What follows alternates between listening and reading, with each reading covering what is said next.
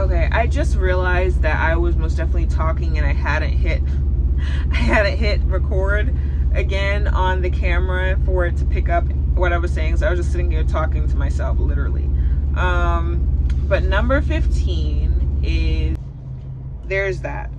If you do work for Prime and you see this video, please comment and let me know or clear up that if there's any misconception or anything that I stated that was wrong, or if you want to elaborate further on how that works, please do let me know. I am open to conversation. I am not someone that's up to bashing companies or whatever because I have a personal opinion about them. Leave those cash advances alone if you don't absolutely need them.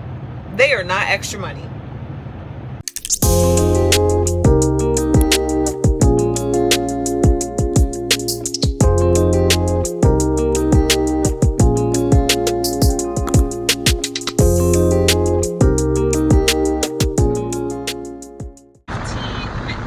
Questions that you should ask when doing lease purchase, and this is just things that I've kind of gathered over like my time doing interviews, and by interviews I mean like calling and inquiring with recruiters and stuff and companies that I was interested in when I was looking at lease purchasing before I joined Hirschbach, and things that I definitely noticed while I was like with Hirschbach that you should ask. So I've kind of compiled everything into a total of 15 questions.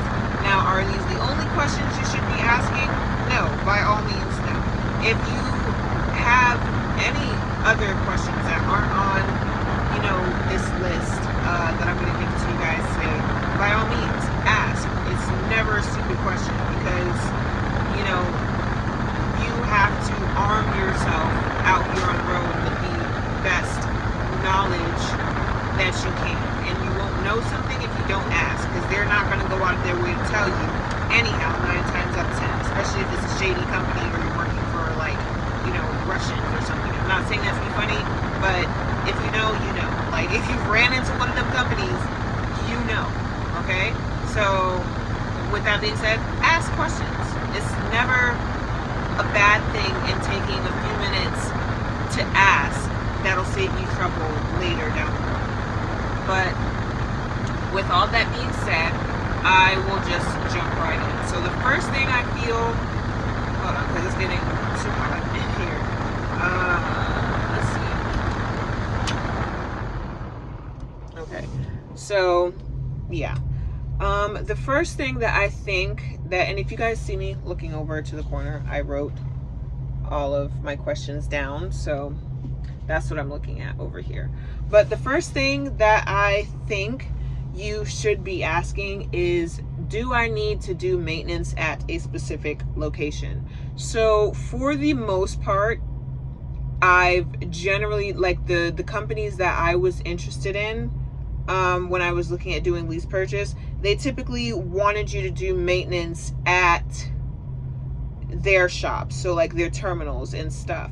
The only exception would be like if they put you on like a dedicated account and you were like, lease purchase, and they had their own thing for that account to like, okay, since it's not really our trailer, you have to go and have us do maintenance.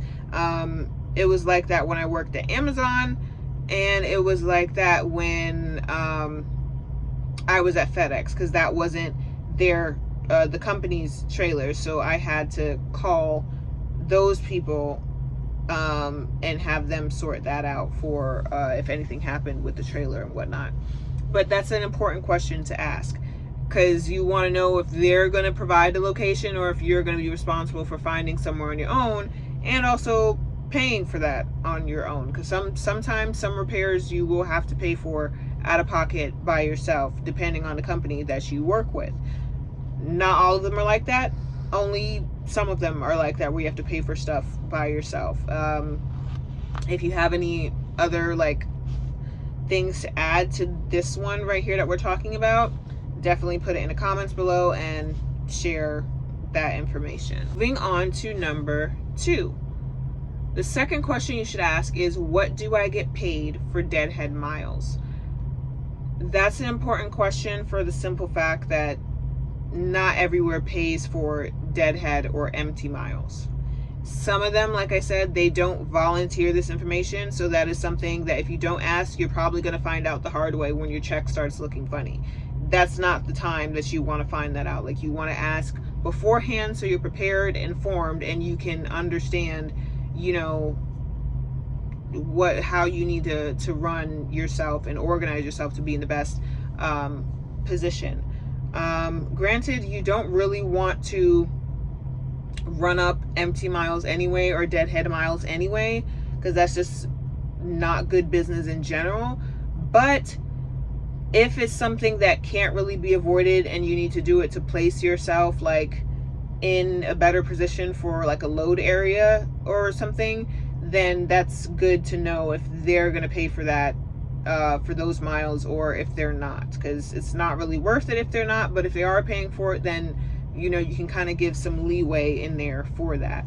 The second thing would be the third thing that you would need to ask is, what are all of your fees weekly? This is a broad question, but it is an important one also. So with the fees weekly, you want to know what are your fixed expenses every week for your lease. That is your truck payment, that is your insurances, how much those are going to be. If they have like if they have trailer rental fees, and if they have different types of trailers at different trailer rental fees. So if they have a refrigerated trailer rental for like, you know, $250 a week, and then flatbed trailers at $350 and dry van trailers at $150, and you're usually pulling dry van, but then one week you pull refrigerated, it's obviously going to be more like different for the rate, because it's a different amount for the fee that comes out. And you just want to know that, so that way, one, you're aware, and two, you can stay on top of your equipment fees, because they do add up fast and you don't want to be blindsided by those. So that's something else. Number 4 would be asking if there's a sign-on bonus, and if there is, what would disqualify you from getting said bonus. So that's kind of a twofer there. So the sign-on bonus, like if you're leasing with the company, do they give you like a sign-on, basically? Like, do they give you money for signing up? Some places do, not every place does it. There are stipulations 9 times out of 10 when they offer that as to how you go about getting that. Like, okay, you sign on, but you have to be here for 90 days, or you have to be here for a certain amount of miles, or 6 months or whatever before you receive the sign-on bonus.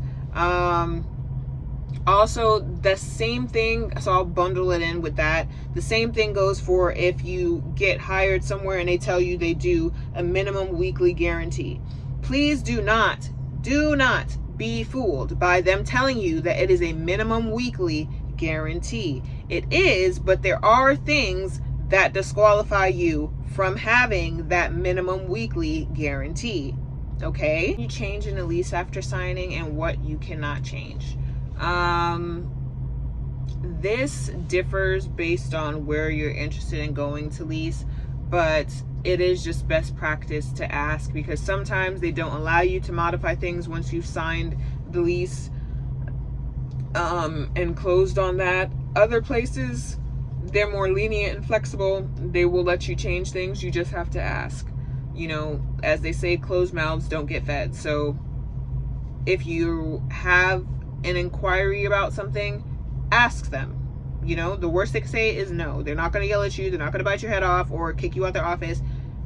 Open the discussion. If it's something that you are thinking about wanting to change, or something that you're not really entirely like sure about or comfortable with, you know, if it's something that is flexible, ask them about it. You know, you never know if you don't open that door of communication.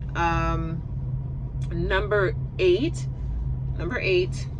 steering wheel's away. Number 8 is, if you leave the lease early, will the company accommodate transportation back home? 9 times out of 10, I'm gonna be blunt and straightforward with it. 9 times out of 10, the answer is no. 9 times out of 10, the answer is no, because as a lease operator or an owner operator, you don't get the same treatment as company drivers. Company drivers, they're probably gonna, you know, they give you a way to orientation and whatnot, and they'll probably, you know, they'll probably get you back home, you know, if you left the company on good terms. But if you're a lease operator or an owner operator, 9 times out of 10, they'll get you to the orientation because you're hired at the company, but getting you back home if you decide to leave or you're terminated, probably not likely. There are very few places that I've ran into where they've explicitly expressed, okay, if you do decide to leave, we will give you type X of transportation back home. That could be a flight, that could be a bus, that could be a rental car.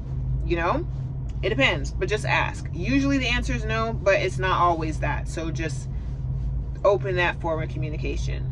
Number 9, how much CPM, cents per mile, goes into the maintenance account, and what is the cap? This applies to, I want to say, mostly and more importantly, just knowing and being aware of how much of your cents per mile is going towards that maintenance account and how that stacks up. So that way, if you do need and are in a situation where you need something to cover maintenance, you have it, okay? And you're understanding of how much you have in said account, because whenever you get your weekly statements and you see all your deductions and stuff, at the bottom or somewhere in the middle or wherever the company that you're working with puts it, it'll be maintenance escrow account and how much is in there, okay? So you want to ask about that so you know how much they're taking out CPM wise to go towards that, and what's the cap towards it. As in, and when I say cap, I mean like where it stops. Like, what is the cutoff amount? Is it when it reaches $1,500, or when it reaches $2,000 or $2,500, or is it $3,000 or $5,000? I did run into a place where they said the cap was $5,000 for the maintenance count. So it varies. Not every place is the same. Number 10. Is a bumper to bumper warranty offered? Is lease protection warranty offered? And are there any extended warranties? So this is another one of those things where it's not going to be the same everywhere. The best practice is to just ask, and if they tell you and they explain it to you and you still don't understand it, ask further questions, so that way you're clear on what it is that is offered to you and what is not offered, okay? Do not pull off that lot with that lease truck and think that, you know, you could just be running through potholes like all hell and, you know, they're going to cover that for you or whatnot, because that is considered driver error if you're not taking the due diligence to be careful while you're driving. 9 times out of 10, if they can deem that it's your fault, it won't cover it. And also 9 times out of 10, it only applies to, I think it's drivetrain warranty is usually what's offered. It's not anything that would be constituted as, okay, driver negligence. So if it's anything that you neglected as a driver to take care of, they're not going to cover it under warranty. If it's anything that, you know, is your fault, as in, again, running through potholes like all hell, not taking any care to, you know, slow down or whatever, you're just do through the potholes, like, that's your fault. You're gonna have to pay for that. That's not gonna be covered under warranty. But other things like mechanical faults and whatnot like that, you know, that probably 9 times out of 10 will be covered. But it is best practice to just ask what is covered under warranty, okay, and how long the warranty lasts. If you get a truck that's 250k miles or like 300 something miles, like this truck that I have here, you need to know how much of the warranty is left to cover. Some have a 500,000 mile warranty. Others have a warranty on the truck that already expired, but they offer an extended warranty up to like 80,000 miles or 150,000 miles, etc. You know, just ask, open your mouth and communicate, because closed mouths do not get fed, especially in the trucking industry. If you do not ask questions, they will assume wholeheartedly that you're a-okay, you know, ready to just out and roll, and they don't have to worry about you. Okay. Number 11. Okay.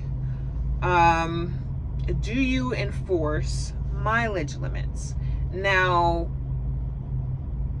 this one, I can be honest to say you're not going to run into it a lot, depending on the company, but there is one company in particular I can think of, namely Prime. They have mileage limits. Quite frankly, Hirschbach didn't do mileage limits. You can run as many miles as you want to run. The problem was just I already talked about that. They weren't really offering me miles, even though I was telling them like, hey, I'm over here, I want to run. I'm telling you, like, I'm okay being out here, and they just weren't doing, you know, what they should with handling my routes and stuff, even though I was literally begging them. But that's besides the point. Do you enforce mileage limits is an important question, because that is not something that you want. Like I said, Prime, off the top of my head, is a company that I know does mileage limits. I would stay away from them, because granted, mileage limits, if you go, they call it an excess mileage. If you go over a certain amount of miles, from my understanding, they deduct a certain amount of cents per mile over the normal limit. I think like the up until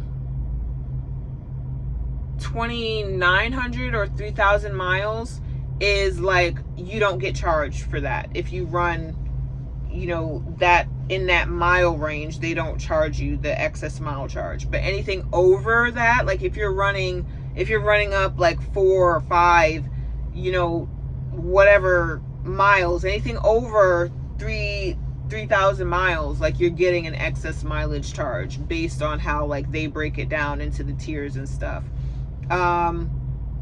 I've talked to other Prime drivers, and they say that they do give that money back to you at the end of your lease, but like, why are you taking it in the first place? It feels like you're punishing drivers for doing what we're supposed to do, which is drive, run the miles, make the money. Like, I don't understand that. I'm not gonna sit there and be like, oh, well, Prime is I'm not going to express my opinions on how I feel about Prime and my personal experiences with them from recruiting. I'm probably going to make a video on that, because they were one of the companies that I looked at amongst the 1, 2, 3, 4, 5, 6, 7, 8, 9, 10, 11, 12, 13, 14. Among the 14 companies that I was researching when I was looking around to do lease purchasing, Prime was my third choice. So they were up there for one of the companies that I looked into, but definitely I personally I wouldn't do it, because that is one of the things that just kind of made me raise an eyebrow at it. There are some people that are okay with it and they say that they give it back, but my thing is, why are you taking it anyway? So there's that. If you do work for Prime and you see this video, please comment and let me know, or clear up that if there's any misconception or anything that I stated that was wrong, or if you want to elaborate further on how that works, please do let me know. I am open to conversation. I am not someone that's up to bashing companies or whatever because I have a personal opinion about them. I just want to understand, and I'm trying to learn as much as I can about other companies, because At the end of the day, it's important. It's just as important driving for a company and being out here and doing our jobs as truckers. We also still have to learn about the industry and learn about other companies and whatnot, you know, outside of the company that we may be working for. Because, you know, you never know when talking to people may open up an opportunity, or if you may find somewhere, you know, that you were researching that is a better fit for you. You don't know. So yeah, if you work for Prime, comment below on the excess mileage charge thing and mileage limits and whatnot, and, you know, go from there. But leave it in the comment. Okay, number 12 is asking, does the carrier cover insurance? Not every lease purchase company covers insurance. Okay, you want to stay away, in my opinion, from places that do not cover you under their insurance. One, because if you know and if you've looked at rates for commercial insurance, especially as a new driver, that is not something that you want to pay on your own. Not right out the gate. I know I do not. I know I do not. Okay? I'm not Mama Big Bucks over here. Okay? I'm still working on getting my money together and learning everything that I need to learn. Okay? I'm not trying to pay for commercial insurance out of pocket right out the gate for my own truck.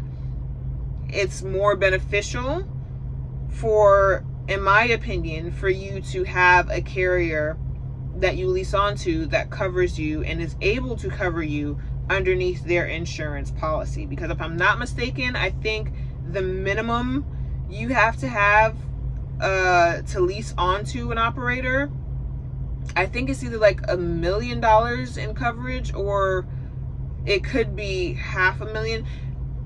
I think it is $1 million, but if I'm wrong in that, please correct me and let me know down in the comments. But I think it is, you have to have $1 million insurance umbrella to if you're getting your own, like if you have to provide your own insurance. But yeah, there's that. Number 13 is asking, what day will the settlements be given weekly? So basically, when you're getting paid. Okay, when you are getting paid. It is important to ask because not everywhere is the same. Not everywhere is the same. Prime example with that being when I was at Hirschbach. Initially, as you guys know, I was over the road with Hirschbach. We got paid on, week would end on Tuesday night at midnight. Wednesday would start the week of a new schedule, but we would get paid on Fridays. Like me specifically, because my bank does the early pay thing. Friday at 4 a.m. I was paid. I could see my statements Thursday by around 5 to 6 o'clock. Got paid Friday. Sometimes I even got paid Thursday night at like 11 or something. It would just really depend on how fast my bank got it cleared. But Thursday night or Friday morning, early Friday morning, I would see my account. Now, keep in mind, same company, Hirschbach, but I switched to dedicated.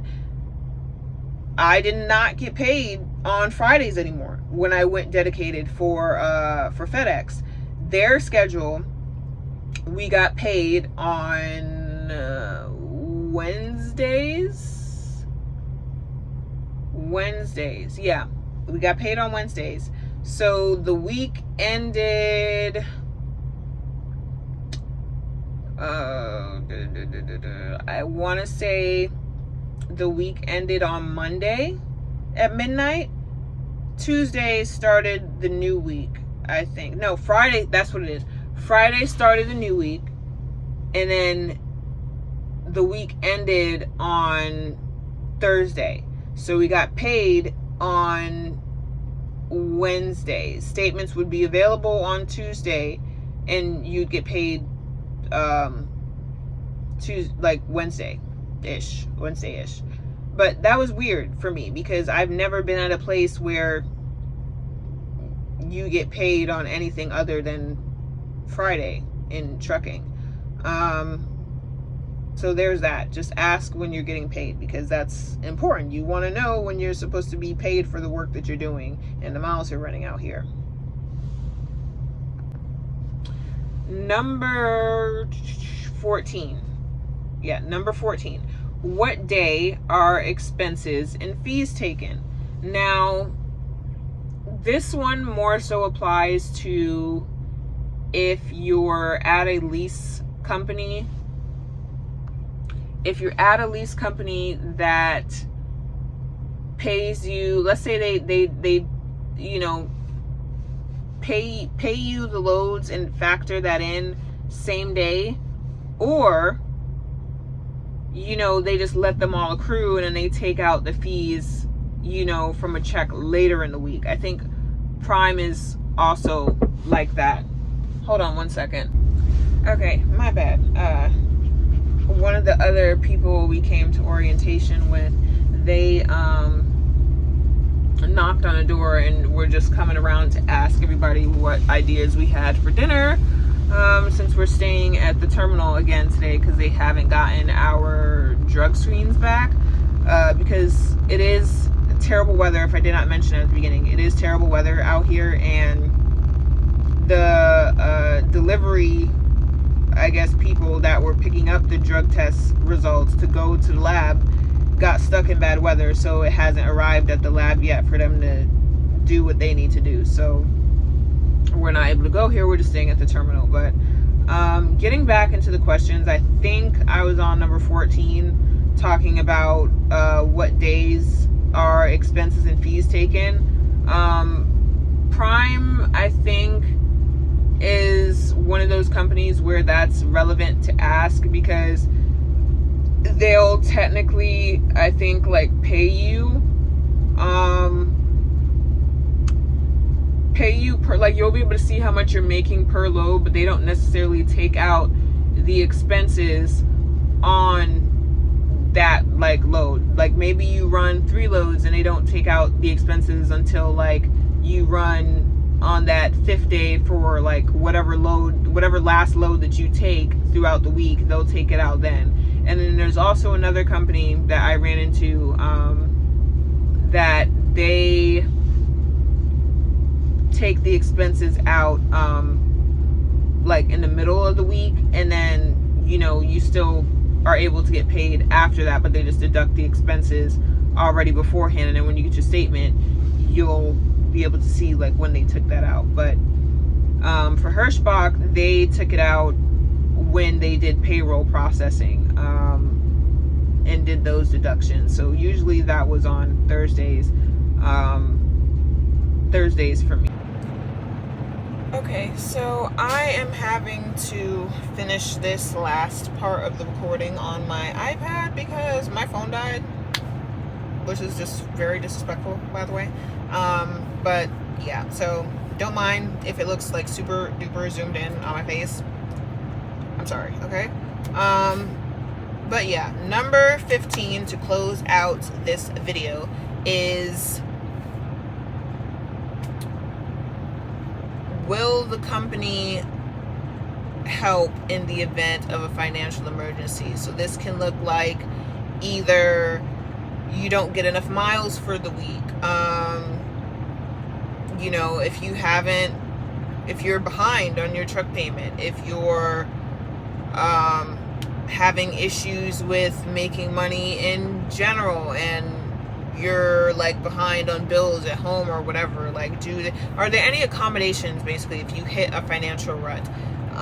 For Hirschbach, they offered skip payments. I think they offered 2 every 6 months, and sometimes, like, if your driver manager is like really nice and you just, you know, you've been doing everything that you were supposed to do, you're running your miles, you're, you know, offering to pick up relays or whatever they can get you, and it's still not, you know, getting you there, but you're doing everything you're supposed to do, sometimes they'll work with you and they'll try and, you know, help you out as best as they can, you know, and just try and get you sorted, you know, and help you out. I had, when I was at Hirschbach, my driver manager Lori, she helped me out a couple of times when it came to that area. And when I was on dedicated, there was a week that I wasn't able to work all the required days that I needed to work, But, you know, I was definitely out there trying my best for the days that I was out there on the road. I was trying my absolute best and my hardest to get, like, you know, what I could do done. And she still she got approval to still give me my guarantee, because it's not that I was just choosing, you know, to turn down loads and not work. I just physically was unable to work because I was just sick as a dog. Like, it was not, I was pushing myself to the limit and I just couldn't push anymore, you know? And then when I came home, initially for the first 2 weeks, I had already had, this was Thanksgiving, the week before Thanksgiving, and then I had already had a week that I had planned off for my birthday that came after that. And they were able to, because I was behind at that point, being home and then having to come home early, 2 weeks, and usually they take it all out at once from your deduction, but my driver manager, she talked to her boss and she got approval to basically like split the payment, so they didn't take it all out at once. They tried to do it in like installments. So that was really helpful, but not everywhere is like that. Other places, if they do offer a skip payment, it's like, you know, once a year, or you can't get it the first year, but like after you've worked there for 2 years, you get one forgiven payment or 2 forgiven payments, or whatever their policy is. So it's best to ask. And that also falls under like cash advances. Like, do they allow you to take cash advances if, you know, you absolutely need it? And I do want to take this moment to say, if you are a new driver or new lease purchase, leave those cash advances alone if you don't absolutely need them. They are not extra money. They are not extra money. They are not extra money. Okay? That is money that is coming out of your check. So you're going to pay it back when you get paid from your settlement. Okay? So don't go taking out $300-400 if they even allow you to take out that much. Don't go taking out all of that at once if you don't absolutely need it. If it's not for something like groceries, or if you just need a little bit of money to get a bill paid because you're short, you know, or your settlement for the previous week was short and you didn't have enough money to stretch it, then, you know, that's reasons to take it out. Or even if you just need food, okay, that goes under groceries. But I mean, like, if you just need, you know, food or stuff for the truck or whatever, definitely, you know, go ahead and make use of that and take it out. But don't do so excessively if you do not absolutely need it. If it is not emergency, leave it where it is until you do need it. Okay? All right. So with that being said, that is all 15 things that I think are important questions to ask when you are lease purchasing. If there is anything that you feel like I forgot off of the list, if there is anything that you feel like I should elaborate more on, or if you wanted more elaboration on a certain thing, leave it in the comments. Like I mentioned in one of my other clips, if you work for Prime and you have comments on specifically breaking down or talking about the excess mileage charge thing that I mentioned, please definitely do hop in the comments and let me know, and just share that information with other drivers, you know, because they may be looking at joining Prime, or, you know, whatever the case may be. But definitely, you know, feel free to share that information. But I am going to go ahead and close out this video here. I want to thank everybody for joining in, tuning in from wherever you are from, watching this right now, and showing love and support to the channel, and joining the Candidly family, for being so patient with me, for being supportive while I joined, you know, while I left Hirschbach and was transitioning, and then that week off last week that I took, just kind of finding and getting started on where I'm at now, which I did already do my filming for that, and that video will be out Friday. I filmed it today, so I'm wearing the same thing I'm wearing in this video, in that video that'll be out on Friday. But that is going to be the video covering the orientation process and all of that thus far, and kind of what's going on with that. So I appreciate you guys so much. I thank you guys so much for always reaching out and, you know, just being so welcoming as we form a YouTube community here, because that is what I want to do while I'm filming and, you know, documenting my journey in trucking, is to, you know, form a community here with everybody. You don't necessarily have to be a trucker or planning to be a trucker to watch or, you know, participate in the vlogs or the videos or whatever. It could just be you want to find out more information, or you just have questions in general. Feel free to ask. I don't bite. I'm a very nice person, you know. I love talking to people, although I tend to be a little bit antisocial at times, but I do love talking to people when I'm being asked questions, especially if it's about work. But yes, so definitely I look forward to seeing how you guys like this video and the response that I get towards posting these kinds of videos, because moving forward in the future, I think I'm gonna make more types of like informational videos and questionnaires on Wednesdays and push those out moving forward in the future, and Fridays will be more for my trucker vlogs, day in the life, like over the road vlogs and whatnot. All of that type of content and stuff will be pushed out on Fridays. There is something that I kind of want to add to the channels also, but I'm still working out some little kinks in that, because I'm not entirely sure how I feel about it, but I'm still getting stuff together, so that remains to be seen. But if that does work out, you guys will be getting content on Mondays. So possibly Mondays, still working that out. Definitely Wednesdays and Fridays are going to be the content days moving forward weekly for the channel. Don't forget to like, comment, and subscribe. I appreciate all of you that have been, you know, carrying through this journey for me so long up until now, and those of you new that are joining the Candidly family. I will see you guys. Stay safe, stay warm, because it is cold out here. I don't want anybody freezing or getting sick or, you know, anything like that. Take care of yourselves. If you have to be out here on the road, please be safe.